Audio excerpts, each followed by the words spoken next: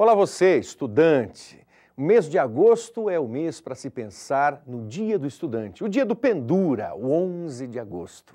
O 11 de agosto é conhecido mesmo como Dia do Pendura, oriundo da Faculdade de Direito do Largo São Francisco, em São Paulo, mas também, além de comemorar o Dia do Advogado, comemora e muito o Dia do Estudante. Sim, um grande abraço a você, porque o encontro de hoje com o professor Ricardo em Filosofia é parte dessa luta pela defesa do movimento estudantil que sempre existiu nesse país. A rima nos parece um pouco pobre, mas é tão verdadeira assim quando você imagina que inúmeros estudantes sempre estiveram à frente de movimentos de transformação do país. Sim, hoje a UNE é uma entidade um pouco distante. Há todo um processo de reconstrução da União Nacional dos Estudantes. Para nós, no Paraná, o alento de entendermos que a UPE, a União Paranaense de Estudantes, que trata do ensino superior, que trabalha com os alunos do ensino superior, ainda existe. Mansa, calma, tranquila, mas lá está.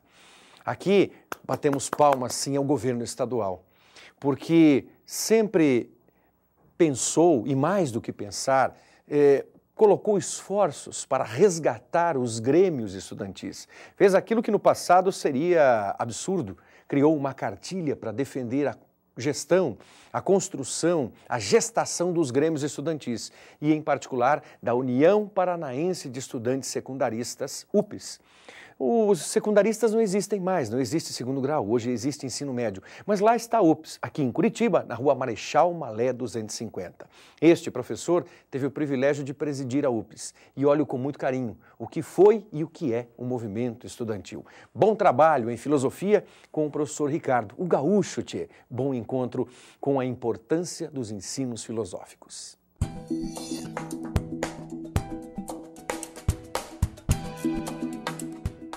Olá, moçada! Estamos aqui mais uma vez com vocês no programa Eureka no Vestibular, falando em filosofia.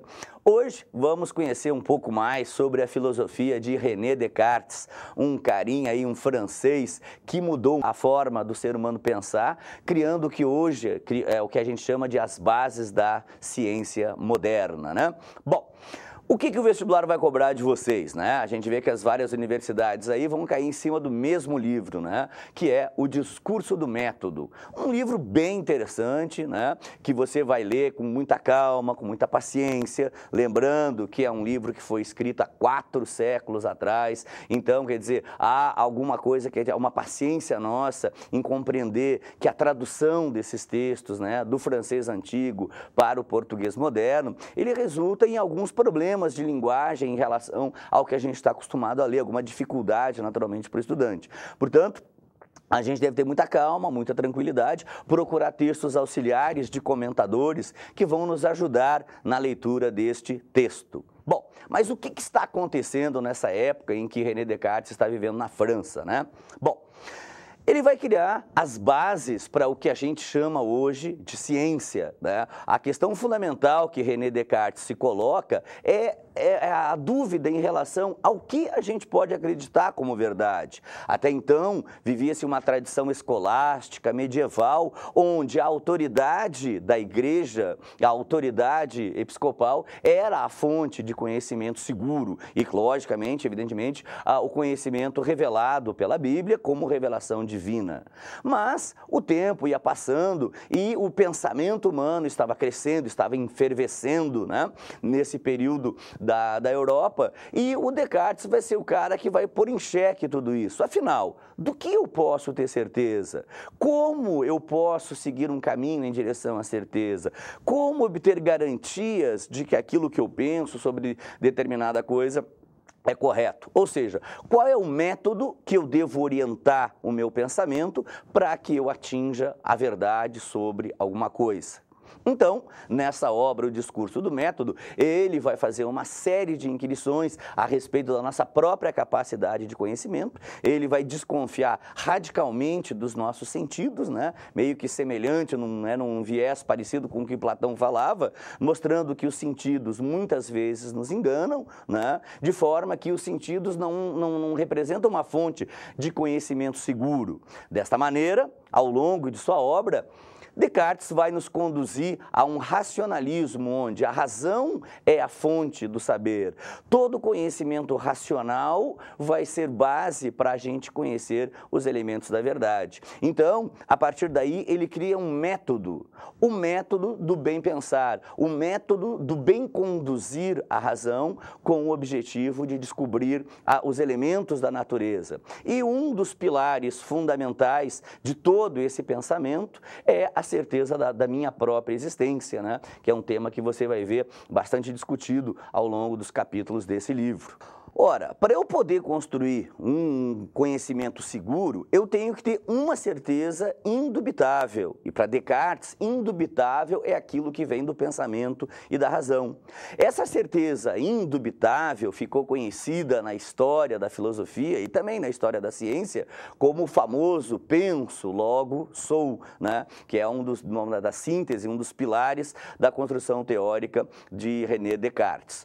Ora, o que Descartes está nos dizendo com isso, né? Eu posso duvidar dos meus sentidos, eu posso duvidar do que eu vejo, que nem a gente olha para o sol e vê ele pequenininho, no entanto, a nossa razão nos mostra que ele é maior, isso prova que os nossos sentidos não são uma garantia de verdade. Eu posso botar a mão na água e achar que ela está quente, enquanto o outro pode achar que ela está fria. Então, há uma relatividade muito grande nos sentidos, de forma que eles não são garantias para nós. Agora, a certeza que Descartes vai se debater é a certeza da existência do sujeito, do pensamento, do ser racional que pensa. Ora, se eu duvidar que estou duvidando, qual é a certeza que eu tenho nisso? A certeza de que estou duvidando. Eu sou algo que duvida, eu sou algo que pensa. Então, Descartes vai partir dessa certeza, desse pilar fundamental, desse processo racional, para, a partir daí, fazer todas as demais relações. Claro que ele também vai dar um destaque especial à prova da existência de Deus. Então, o Deus como fiador da racionalidade humana, para dar crédito à produção racional. Ou seja, baseados em dois pontos fundamentais, a existência de Deus e a existência do sujeito racional, do sujeito pensante, né? É a partir desses dois elementos que será possível, então, eu estabelecer uma realidade de fato nos elementos do universo. Parece simples, mas é claro que não é tão simples assim, não. Evidentemente que por trás de todo esse raciocínio, por trás de toda essa filosofia, se esconde todo um processo metodológico que vai orientar os passos da ciência que nesse período está começando. Hoje a gente está vendo esse nosso programa pela televisão, através de chips de computadores, através de ondas eletromagnéticas, graças a usinas nucleares, a usinas termoelétricas, enfim, há uma infinidade de tecnologias produzidas por aquilo que a gente chama de ciência e a gente, na verdade, nem percebe como que tudo isso começou. Por incrível que isso possa parecer, isso vai ganhar um fundamento muito forte na sua estrutura lógica de pensamento, na certeza cartesiana do penso, logo sou. Ou seja, é possível ter certeza de algo? Sim, é possível ter certeza de que eu penso. Portanto, existo. Então, a partir do raciocínio, a partir da razão, a partir das artimanhas da razão, é possível eu determinar a relação entre os elementos.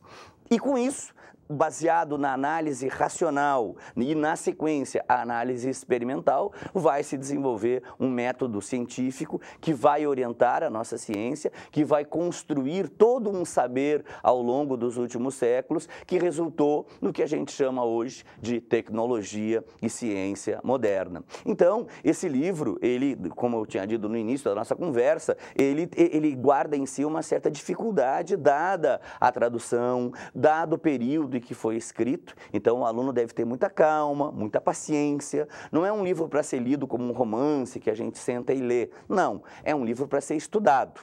Deixar na cabeceira da cama, deixar ao longo da nossa mesinha de estudo e lenta e gradativamente ir devorando, capítulo a capítulo. E sempre que possível, buscar alguma leitura auxiliar de comentadores que analisam esses textos, né, e dão para o aluno um enquadramento melhor de como ele deve entender essa obra. A sugestão é que vocês leiam pausadamente, destacando alguns trechos que vocês acharem mais importantes, aquela ideia do sublinhar, certo? E pesquisarem aí junto com o material, os professores de vocês, as principais questões que os vestibulares têm focado sobre isso. E em função desses testes que os vestibulares apresentam, vocês fazerem uma leitura direcionada para aquilo que se propõe. Bom, por enquanto é isso. Descartes, no próximo bloco, a gente vai trabalhar Sartre. Até agora.